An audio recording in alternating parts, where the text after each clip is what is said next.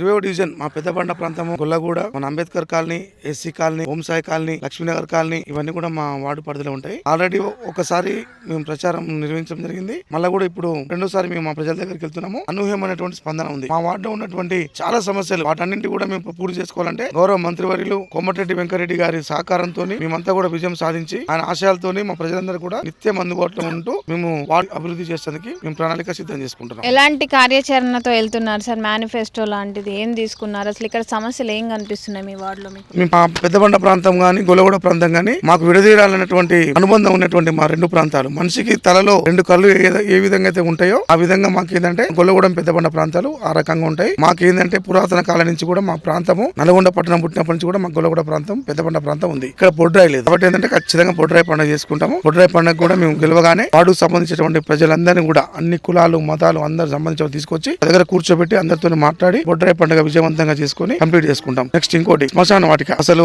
మనిషి చనిపోతే శవాన్ని ఖననం చేయడానికి కూడా చేయలేనటువంటి దారుణమైన పరిస్థితి. ఆ గోతి తీసి అందులో నీళ్లు ఊరుతుంటాయి, వెళ్ళాలంటే మోకాల్లో దిగబడుతుంటది. ఇటువంటి దారుణమైన సమస్యలు కాబట్టి వాటన్నింటి కూడా పరిష్కారం చేయాలంటే అధికారంలో ఉన్న కాంగ్రెస్ పార్టీ మరి మంత్రివర్యులు కోమటిరెడ్డి వెంకరెడ్డి గారితో సాధ్యమైంది కాబట్టి ఆయన యొక్క ఆశీస్సులతోనే మేము అటువంటి పనులన్నీ కూడా కంప్లీట్ చేస్తాము.